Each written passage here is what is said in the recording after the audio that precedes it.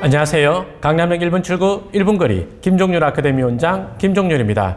지난 시간에 경기도 구리 토평동의 수용지 투자 사례를 말씀드렸습니다. 그러니까 토평동 일대에 신도시 예정지에 투자했던 사례 어떻게 그 자리를 선정했습니다 하는 이야기를 드렸습니다. 그죠? 자, 이번에는 여러분들이 그래서 정부가 그렇게 발표하면 사업이 다 잘 되냐? 그렇지 않을 수 있죠. 그래서 광명시흥 공공주택지구에 대한 이야기를 하면서 이러이러한 곳은 주의해야 되겠습니다 하는 이야기를 하겠습니다. 우선 경기도 수도권에서 개발 사업이 굉장히 지연되고 있는 곳, 대표적인 곳이 대곡역이죠. 대곡역 세권 개발 사업은 얼마나 긴 시간을 끌어온지 아십니까?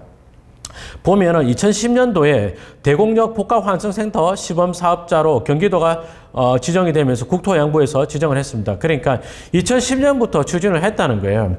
그래서 여기를 대곡역 세권 개발 사업 하겠다라고 해놓고 지금 무려 13년이 지났는데 아직까지도 지정 안 했죠. 3기 신도시 지정할 때도 대곡역 세권은 빠졌고요.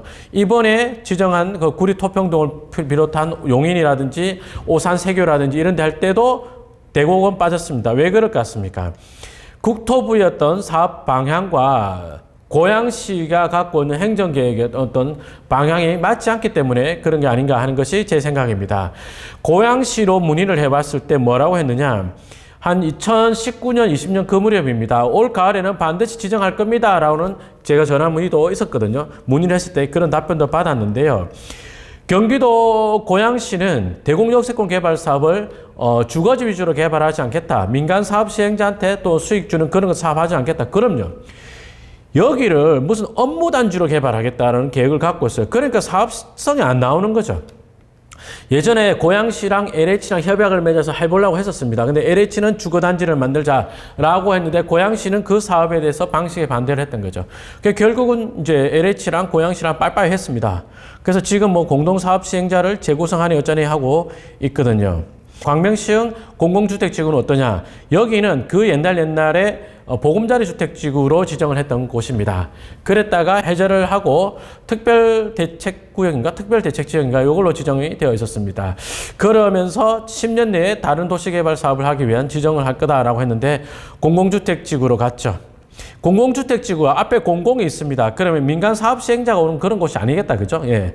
LH가 임대주택 위주로 복지와 주거 정책의 중간쯤 되는 그런 임대주택 위주의 단지를 만들겠다 한 곳이었습니다. 예전에 제가 한번 그런 이야기 한 적이 있었거든요. 하남 교산지구가 들어와도 그 주변에 집값을 잡는 데는 큰 도움이 안 될 것 같다. 그런 이야기 했다고. 왜 그랬을까요? 여기 지구계획안을 보면 70% 정도가 임대주택입니다. 지금 집값이 비싸서 문제다 이런 것들은 민간 분양하는 아파트들이잖아요. 그죠? 그런데 임대 아파트 위주로 세팅을 해 놓으니까 들어와도 집값을 잡는 데는 임대 아파트이기 때문에 한계가 있겠다 하는 것이 제 예상이었습니다. 그런데 이제 보니 그게 다가 아니었던 거예요. 자, 공공으로 가서 임대 아파트 위주로 하니까 LH, 사업 시행자인 LH마저도 수익이 좋지 않으니까 사업을 빨리 못하는 거예요. 이게 정말 치명적인 단점이 아닌가 그런 생각이 듭니다. 뭐랄까요, 서민의 어떤 주거복지를 위해서 공공임대 아파트 위주로 단지를 많이 만들어가지고 어떤 서민의 주거 안정을 꾀하겠다. 의도는 대단히 좋은데요. 그렇게 해버리니까 그 많은 재원을 부담할 사업 시행자가 수익이 안 나는 거죠. LH가 되었건 뭐 민간 사업자가 되었건 마찬가지일 것 같습니다. 그래서 여기를 민간 임대 아파트로 분양을 많이 했더라면 다시요 화천대유 다시요 대장지구 같은 그런 데 보면 어떻습니까? 화천대유가 사업 시행을 하면서 그곳에는 민간 임대 아파트가 전혀 없어요. 공공 임대 하나도 없어요. 그러니까 사업성 좋으니까 후딱 해버렸죠. 맞죠? 그렇게 해버리니까 주택 공급이 금방 늘어나지 않습니까?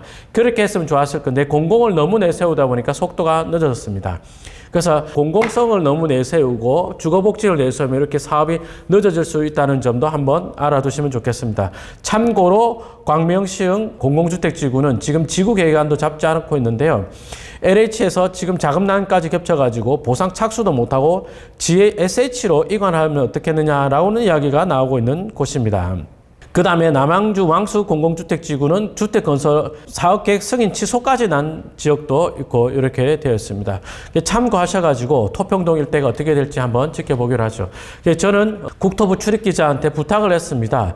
여기 공공주택지구인데 그럼 공공으로 갈 거냐? 실제로 민간임대아파트를 얼마나 많이 할 거냐 하는 것을 물어놨거든요.